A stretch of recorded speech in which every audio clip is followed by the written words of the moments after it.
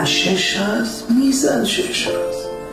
זה הרב עובדיה השליטה, זה הרב שלום כהן, זה הרב בעדש, זה גדולי רבני הישיבות, זה עם שלם של יהודים שמשתדלים על פי מורה ההוראה שלהם.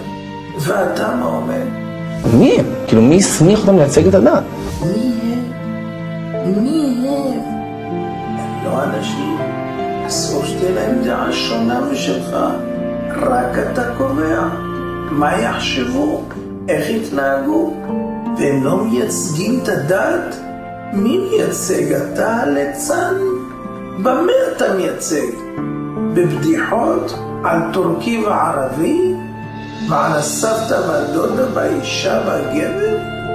בדיחות האלה ועוד אחרות שאני לא מעיז לדבר עליהן? אתה פוסל?